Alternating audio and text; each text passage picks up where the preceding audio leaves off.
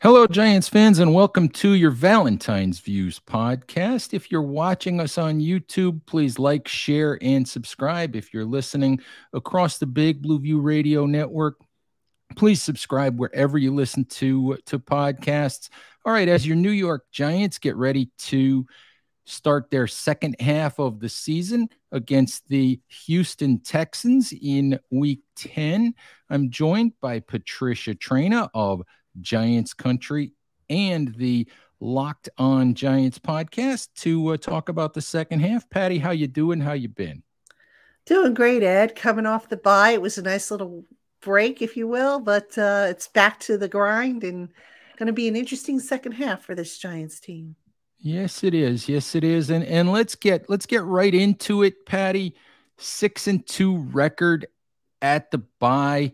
Much better first half than anticipated.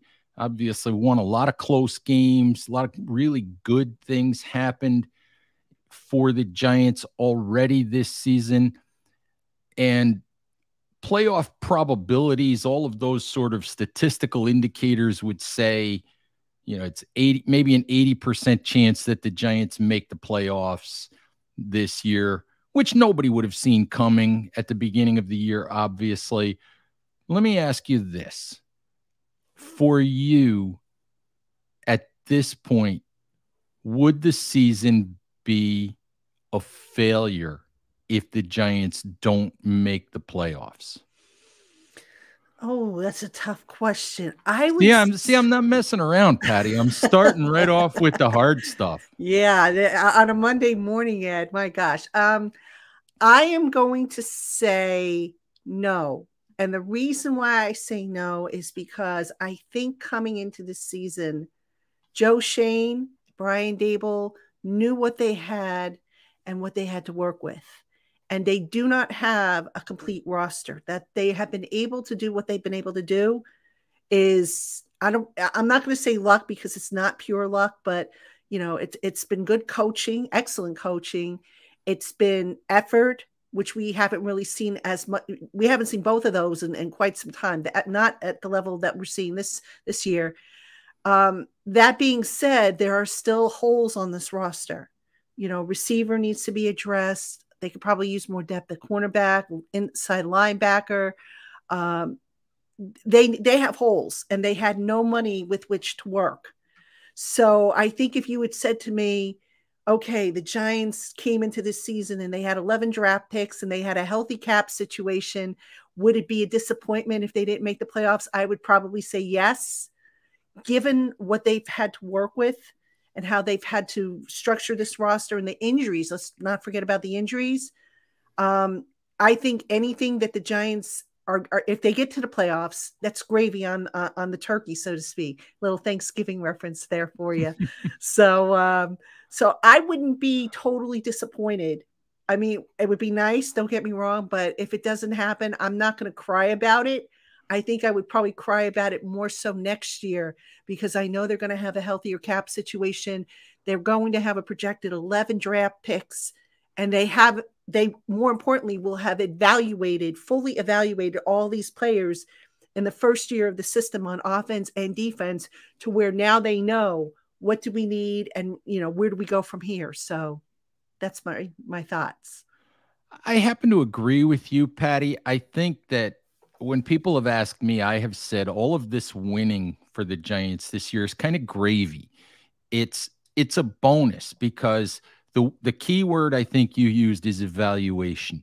I still believe that this year is about setting the foundation, building for the future, and obviously winning helps that.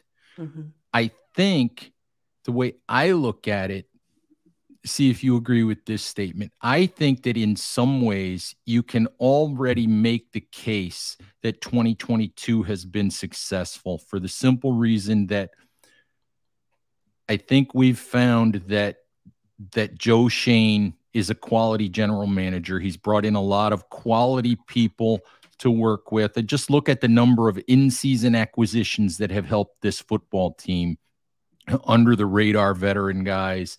You've found a head coach that you can go forward with. I think we can pretty much guarantee that the 2-year cycle of Giants head coaches is going to be broken here. And I think that we're identifying, or the Giants are identifying, a core group of young players. We started hearing talk about contract extensions last week. They're identifying a core group of young players that they want to go forward with. So I think you can make the argument that no matter what happens over the last 9 games, that as far as laying the foundation for the future, the year has already been successful. Yeah, absolutely. I mean, look, coming in, I don't think anybody, or very many people, I should say, thought that the Giants would be where they're at. This is all gravy. It really is. And you've got to like the direction that this team is going in. I mean, a lot of times, you get a first year head coach, you don't know what you're going to get. Are they going to have to change the system? Are they going to have to throw out the core that they inherited? That hasn't been the case here. So the Giants are already ahead of the game. And then, like you said, they added in some quality players, both in the draft and via free agency, some mid-year pickups. The systems that the coaches have been running, for the most part, have been successful. There's still room to grow. There's still personnel that they have to add. So they are ahead of the game. And if they make it to the playoffs, great. I mean, I'll be doing backflips up and down my street. If they don't, I am still encouraged by the direction this franchise is headed. And, unlike in the past where, you could say, okay, Shermer sort of had them on the right track and then it fell apart. McAdoo had them on the right track, then it fell apart. I don't think this is going to fall apart. I really don't.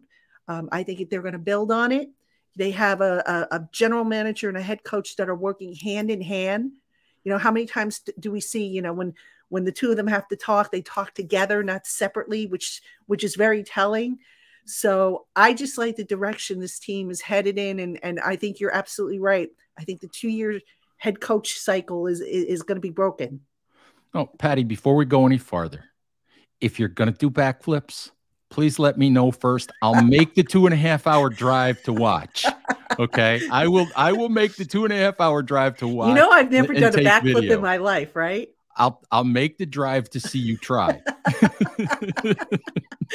Oh, you might be disappointed with that. No, I don't think so, Patty. I have never done a backflip in my life. I've never done a somersault in my life, but I would do it in certain extent. I'll make the drive to see you. I might have to have some booze in me or something, and I don't even drink, so I don't know. Oh man, I couldn't let that one go, Patty. All right. Hey, so we're talking about this year being gravy and, this year still being about evaluation and laying the foundation. Were you surprised or disappointed at all that the Giants didn't make a move at the trade deadline, especially to upgrade wide receiver? No, I wasn't surprised at all. I didn't think they would. I know I looked at some possibilities, but look, the cap is a mess. I just put an article up on Giants Country over the weekend about how Shane has been getting by with what he has and how he's going to probably have to touch that Kenny Golladay contract, which I know he doesn't want to do. It makes sense because, listen, you could have acquired a young receiver that was still in his rookie deal, and it probably wouldn't have cost you a whole lot. It probably would have been like an apples to apples switch, given what the money you recoup from Kadarius Toney. That being said, for that guy to come in, there were benefits. The benefits being, okay, they could get a head start with Daniel Jones, assuming Daniel's going to be the quarterback. But it just makes sense to go back, get the rookie receivers now in the first year of that rookie deal. There's some cap management that has to be done. And if you look ahead at the big picture, Saquon's going to probably have to be done. That's not going to be an easy contract. As of right now, you could probably make a case that Daniel's going to get done. And that's to be debated. I mean, there's still 9 games left. So we'll see if he does get done or if they go in a different direction. You're going to at some point have to do Andrew Thomas. You're going to have to do Dexter Lawrence. You're going to have to do Xavier McKinney. So you've got some big contracts on the horizon. So, you got to balance it because you can't do all these big contracts at once. So you have to offset some of that with the rookie deals and, make some sacrifices, if you will, from year to year and say, okay, you know what, Dexter, we got you for next year. We're going to do then we're not going to be able to do you now, just for example. So I was not surprised that, they didn't make a move. I didn't think they would, given the cap situation. It would, it's they're in evaluation mode. They know they're going to need receivers. Start from scratch and pick somebody up and let the coaches develop them, because this coaching staff has done a great job developing players. We've seen it across the board. Yeah, absolutely, Patty. I agree with that. And you touched on it. You touched on Daniel Jones and Saquon Barkley. And I think that's where we have to go. We talk about the second half of the season. And, let me just start with Daniel. For you, Joe Shane said the other day that the evaluation of Daniel, the evaluation of Saquon, the evaluation of the roster per se is ongoing. And I know that you're a lot like me. You don't study draft prospects in the middle of the ongoing season. But for you, has Jones shown you enough yet to say, I can go with him, or the Giants can go with him for the next 2 years? If you can get him on a 2-year contract, just throw out a number like $35 million for 2 years. Has he shown you enough, or are you still on the fence thinking these last 9 games matter in that evaluation?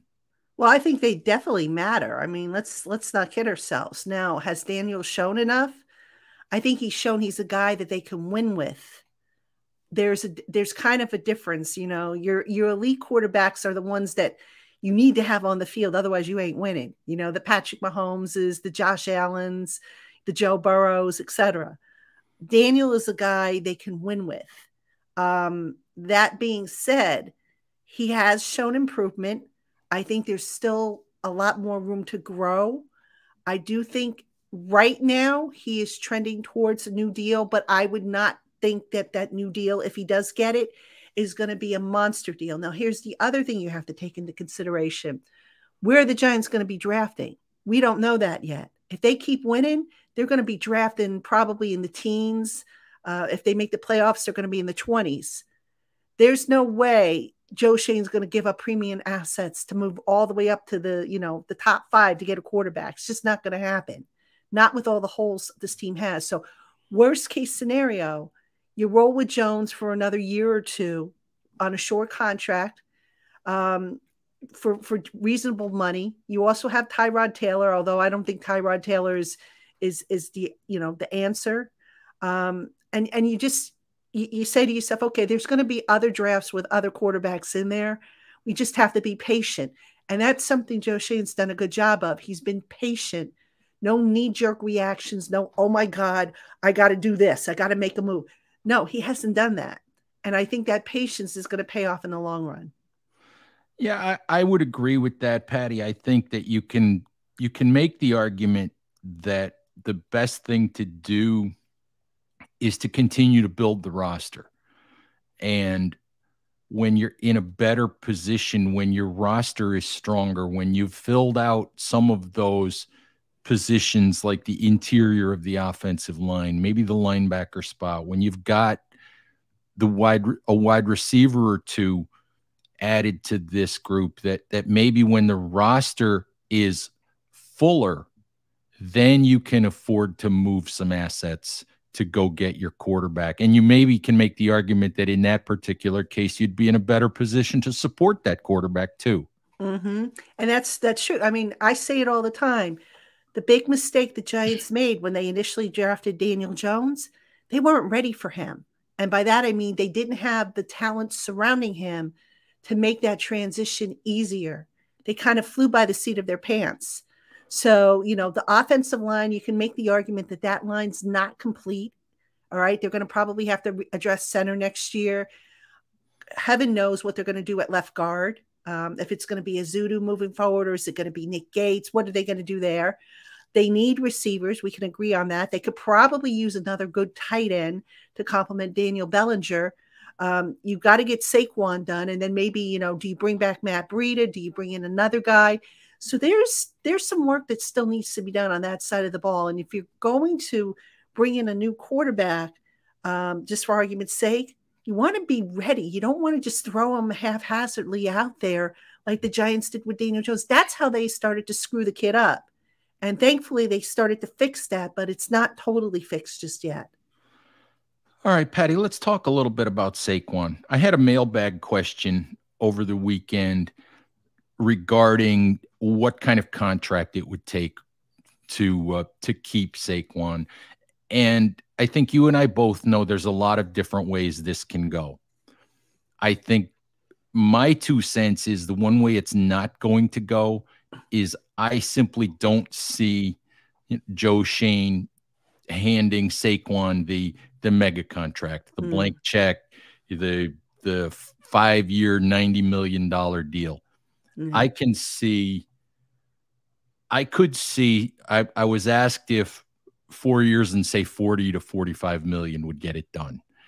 And my gut reaction to that is the Giants would jump at that because that's 12 million that they're going to pay him on the franchise tag next year anyway. You jump on that if Saquon would agree to that because you front load 2 years of money. You say, okay, you know, we'll put all the guaranteed money in the first 2 years, and that's fine. Saquon's not going to take that. Saquon's going to look at that from my perspective and say, I'm better than Alvin Kamara. I'm better than Ezekiel Elliott. And both of those guys are making $15 million a year.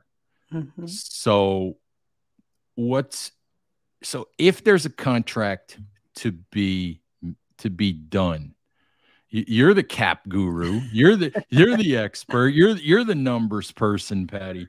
If there's a contract to be done, what would you suggest? And the other part of that question is, do you just see a franchise tag for 2023 and figure it out later?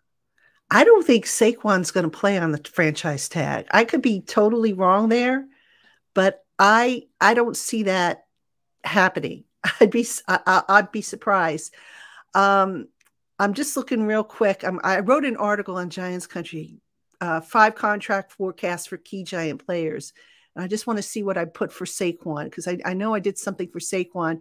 But I also purposely left out a key detail, which when I actually sit down and I do the breakdown of the numbers, I'll put that key detail in. But I think for Saquon, SpotTrack has him projected for 4 years, $38.17 million, which is an APY of $9.5 million. I don't see Saquon playing on that.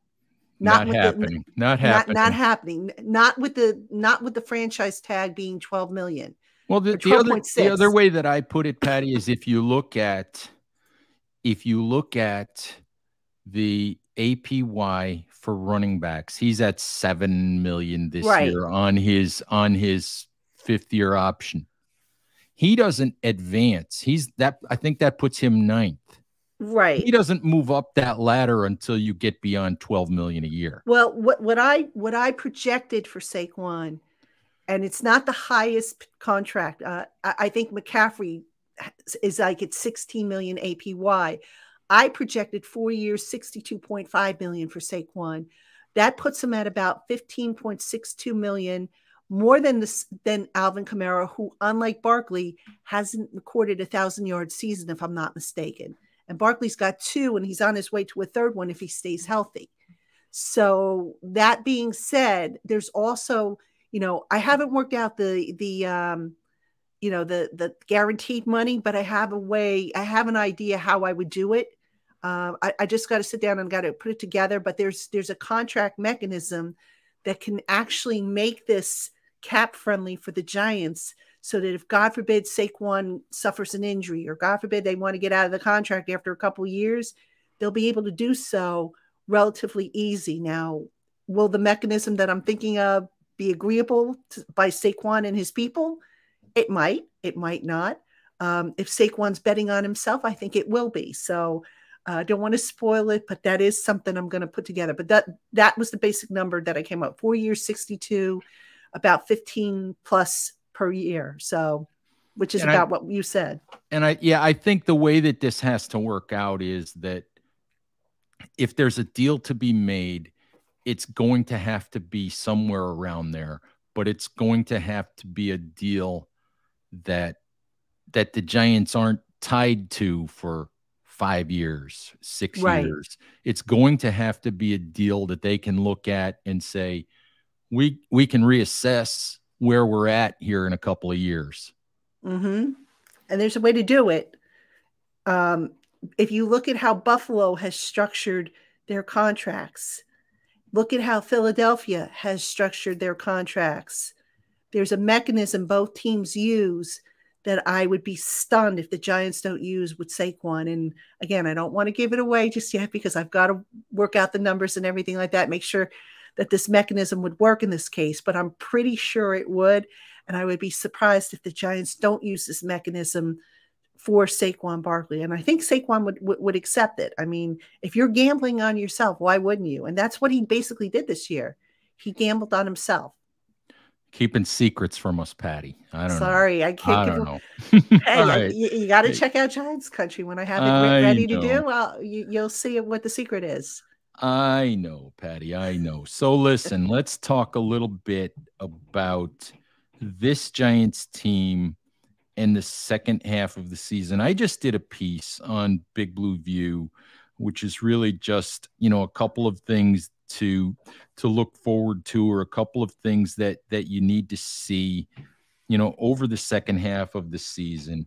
And obviously one of the big things that the Giants need to see if they're going to beat, teams like Dallas, if they're going to make a playoff run here, they need more explosive plays out of the passing game.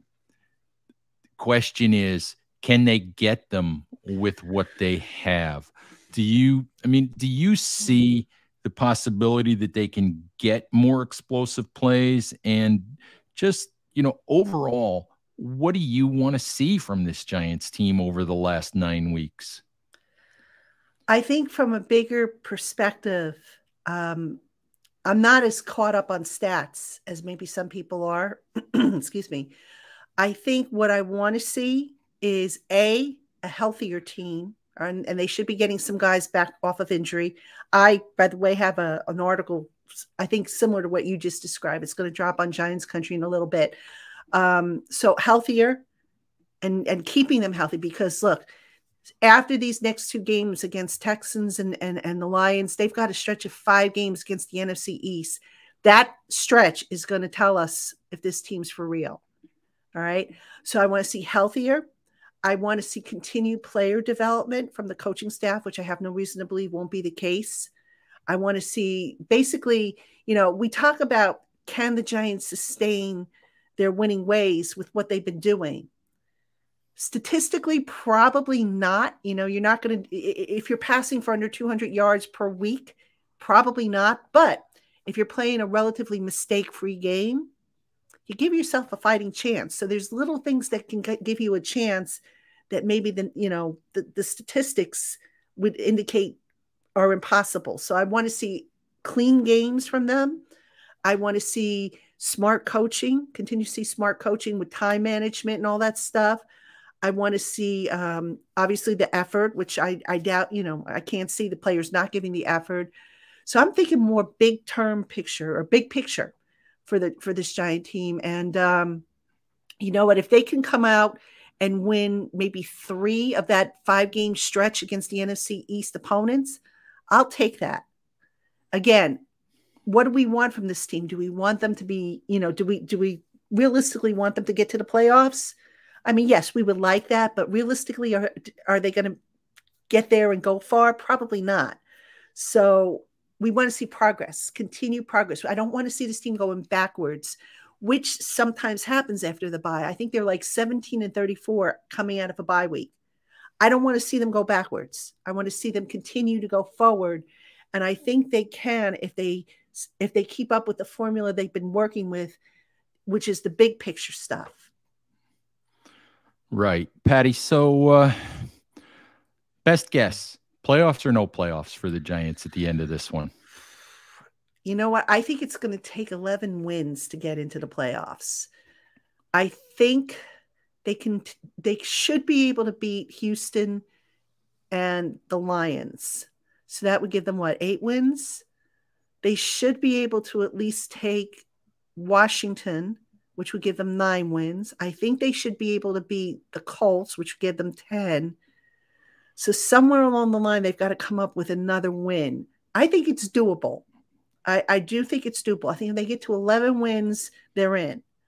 I also feel that at some point, because it happens every year, they win a game they're not supposed to, and they lose a game they're not supposed to. So where is that bombshell going to hit? And, but listen, if they get to 10 wins, I consider the season a success, because I think a lot of people were projecting 4 wins, 5 wins. I know I predicted 8 and 9. So I'll take that. And then next year, with a healthier cap situation, if that team doesn't make the playoffs, then something's radically wrong. All right, Patty. I think that's a good place for us to call it a show today. Always appreciate having you drop by. As always, let folks know where they can find your work and what you got coming up. Sure, you can find my written work on giantscountry.com, which is part of the Fan Nation Network, a SI.com sports channel. I'm also on the Locked On Giants podcast. I have a YouTube show that you can find. I have guests coming up. I've got a real cool guest coming up this week, as a matter of fact. An injury expert's going to come on with me. We're going to talk about this ongoing injury pandemic that this team seems to have every year. Last week, we had former quarterback Sean King was on. He was talking to Daniel Jones. That was a really good interview, I thought. So check it out. And I might even have a surprise. I'm keeping my fingers crossed for a surprise later in the month that I think Giant fans are going to like. So Locked On Giants podcast, it's on YouTube and wherever you find your podcasts. All right. Thank you, Patty, for a little bit of time. Thank you for listening, Giants fans. Please remember to stay safe out there, take care of each other, and we'll talk to you soon. Bye-bye.